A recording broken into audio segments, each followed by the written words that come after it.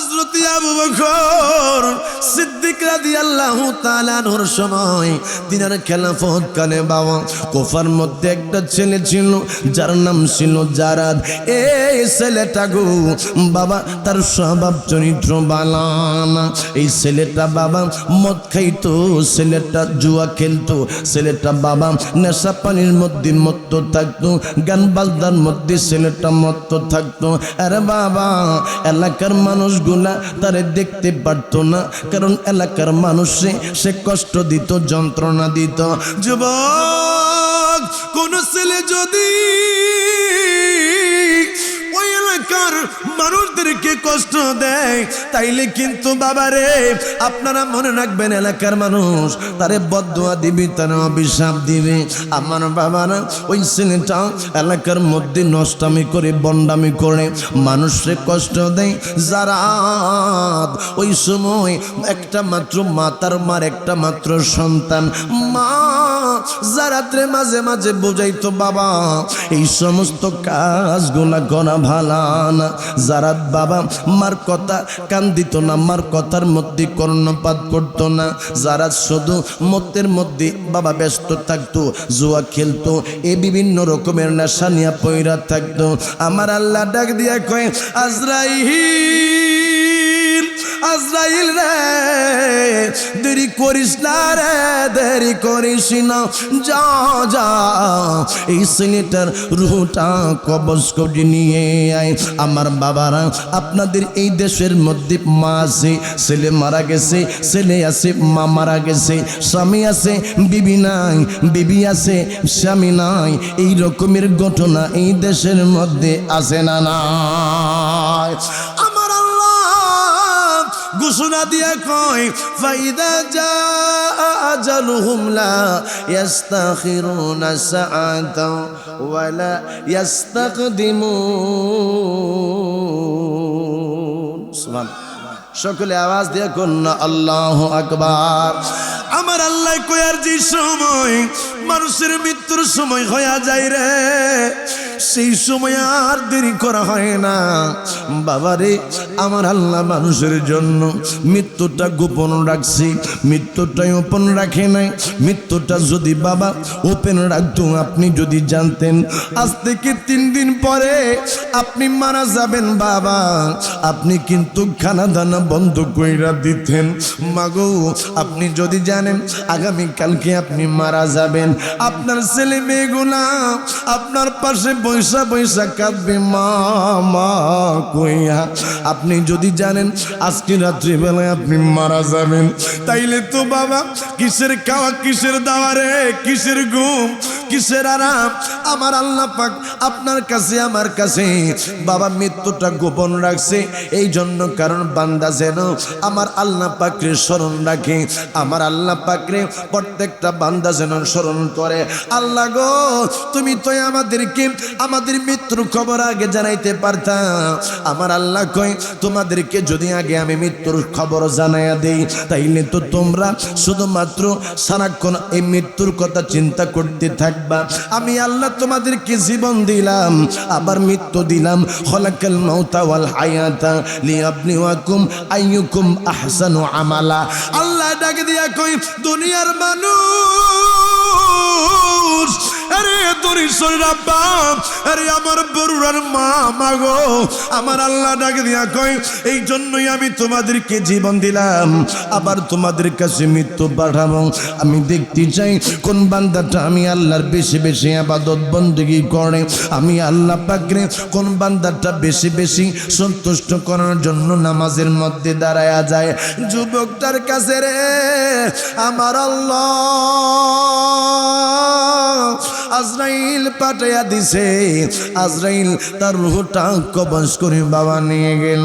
আপনি তো জানেন না একটা মানুষের মৃত্যুর সময় হইলে ওই যে মৃত্যু একটা মানুষের যেই সময় হয়ে যায় তার কাছে সেই সময় কেমন অনুভব হয়।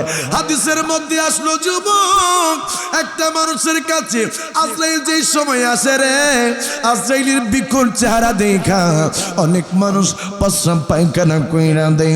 আজরাইল কেমন? আজরাইল এই দুনিয়ার মধ্যে যতগুলা নদ নদী আছে, ওই আটলান্টিক মহাসাগর, প্রশান্ত মহাসাগর, বঙ্গোপসাগর, ভারত মহাসাগর, সমস্ত নদীর পানিগুলা, সমুদ্র মহাসাগরের পানিগুলা যদি ওই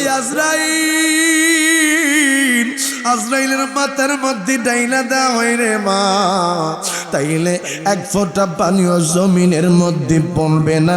জবানটা খুলে কন্যা আল্লাহু আকবার, আল্লাহুম্মা সাল্লি। জবান খুলে বাবা মোহাম্মতে আওয়াজ হাম্মাদ আল্লাহুম্মা সাল্লি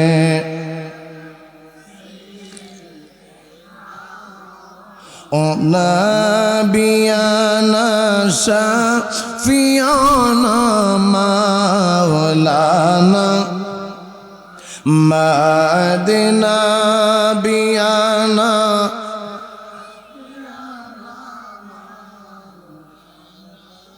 এই জগতে যাহাই দেখো কেহ তোমার আপন না, এই জগতে যাহাই দেখো কেহ তোমার আপন না।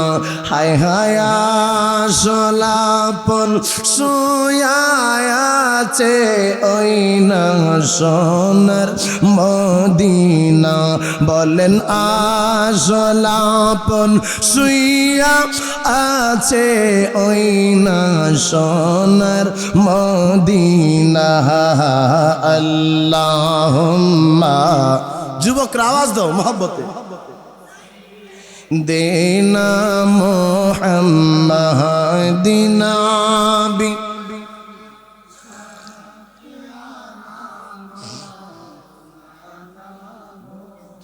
যুবক। আজরাইল, আজরাইল রে, কেমন আজরাইল জানানি? যে আজরাইলের মাথার মধ্যে দুনিয়ার সমস্ত পানিগুলা ডাইলা দেওয়া হলেও আজরাইলের মাথা থেকে দুনিয়ার মধ্যে এক ফোঁটা পানিও পড়বে না। তুমি তো এখনো পর্যন্ত চিন্তা করো নাই যুবক, ওই আজরাইল তোমার কাছে আমার কাছে আসবে। ওই ছেলেটা, যুবক ছেলেটার কাছে আজরাইল আইসা গেল, রুহটা লইয়া আজরাইল বাবা চইলা গেছে। মা মা মা গো, ওই মা কুফার মধ্যে ছিল না, ছেলেটা মারা গেছে।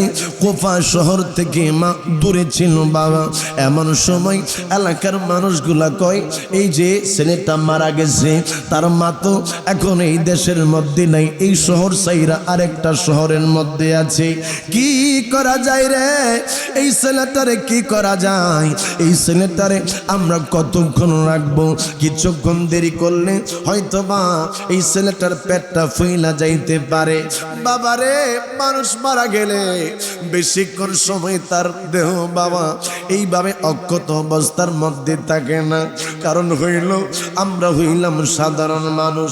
সাধারণ মানুষ মারা যাওয়ার পরে রে বাবা, কবরের মধ্যে দেওয়ার পরে আস্তে আস্তে তার পেট গুলা বাবা ফুলতে থাকে। এই মাথার চুলগুলা বাবা এক সপ্তাহ হলে বাবা পড়া যায়, নখগুলা খুইসা খুইসা পড়ে যায়, দেহের চামড়া গুলা বাবা সবগুলা খুইসা খুইসা পড়ে যায়। এলাকার মানুষেরা কয়, যুবক মারা গেছে, মা নাই রে, এখন কি করব? তাড়াতাড়ি ল, তাড়াতাড়ি ল, ছেলেটারে আমরা দাফন কইরা দিই। এবার ছেলেটারে বাবা গোসল টোসল করায়া সুন্দর করে কাফনের কাপড় বাবা পরায়া জানাজার মাঠের মধ্যে নিয়ে গেছে সিদ্দিক আকবর, সেই সময়ের খলিফা আবু বকর খবর পাইছে রে এই দেশের মধ্যে একটা ছেলে মারা গেছে। সিদ্দিকী একবার মানুষে জিগায় নাই ছেলেটা কি ভালো মানুষ না খারাপ মানুষ। আবু বকর সিদ্দিক ছেলেটার জানাজার নামাজের মধ্যে যায় হাজির হয়ে গেছে। জবানটা খুলে কন্যা সুবহানাল্লাহ। আবু বকর সিদ্দিক রাদিয়াল্লাহু তাআলা আনহু জানাজার নামাজ আদায় করলো। জানাজার নামাজ আদায় কইরা বাবা তিনি চলে গেছে রাষ্ট্রীয় কাজের মধ্যে। এলোমেলো চলে একটা মহিলা ওই শহরের মধ্যে প্রবেশ করলো। একজন মানুষ ডাক দিয়া কই মারে তুমি কি খবর লইছনি? তোমার ওই গর্ভের সন্তানটা যেই সন্তানটারে তুমি বড় করছো এই সন্তান যারা দুনিয়া থেকে বিদায় হয়ে গেছে। মা একটা চিল্লান মারছে আল্লাহ আমি মা জীবিত ছিলাম আল্লাহ তুমি আমার সন্তানটারে কাইরা নিলা। আল্লাহ তুমি তো আমারও মারতে পারতা। আমার বাবার আরে দুনিয়ার মধ্যে মা বাবা থাকাকালীন সময় যদি কোনো সন্তান মারা যায় আমার নবী রাহমাতাল লিল আলামিন বলে পিতা মাতার জন্য বাবার কাঁধের মধ্যে সবচেয়ে ভারী বোঝা হলো সন্তানের লাশ, সন্তানের লাশ। মা ওই সময় কান্দি আর ডাক দিয়া কই আল্লাহ সকলে জবানটা খুলে একবার কন্যায় আল্লাহ, সকলে আওয়াজ দিয়া কন্যায় আল্লাহ। আল্লাহ আমি তো শহরের মধ্যে ছিলাম না। আল্লাহ তুমি আমার সন্তানদের দুনিয়ার থেকে তুমি নিয়ে গেছো। আমার সন্তানটা কই? মা একটা ধর্মার্সি বাড়ির মধ্যে এলাকার মানুষগুলা কই মহিলা তোমার দেরি দেখা তুমি এই শহরের মধ্যে নাই দেখা তোমার ছেলেটারে আমরা সবাই দাফন কইরা ফলাইছি। মাই কয় আমারে না দেখায়া আমার সন্তানটারে তোমরা দাফন করছো। আমি মা এইটা মাইনা নিতে পারি না। মা ওই সময় কান্দে আমার ছেলেটারে তোমরা একটু কবর থেকে উঠাইয়া দেখাইবানি। আপনারা দনিশ্বরের যুবক বাবারা, আমার দনিশ্বরের আব্বুজিরা, আপনারা আওয়াজ দিয়া বলেন কোন মানুষ যদি মারা যায় তারে যদি কবরের মধ্যে রাখা হয় তাইলে ওই কবর থেকে ওঠানোর কোনো ব্যবস্থায় আসেনি? জি জি ও আচ্ছা মাশাআল্লাহ, আচ্ছা ভাইজান ভালো আছে মাশাআল্লাহ। জি আলহামদুলিল্লাহ। আমাদের আজকের যে মাহফিলের সম্মানিত প্রধান অতিথি জনাব সাফায়াতুল্লাহ শরীফ সাহেব তিনি আসতে পারে নাই। অত্যন্ত ভালো মানুষ, এই জন্য উনি আসতে পারে নাই দেখে কি হয়েছে ওনার ভাইকে পাঠিয়েছে। মারহাবা কম আওয়াজ দিয়ে এখন মারহাবা। তো আমার ভাই এসেছে, কিছু বলবেন? কথা ছোট ভাই আসতে পারি নাই তাই না? তার একটু কথা বলে যান, একটু কথা বলে। আসসালামু আলাইকুম।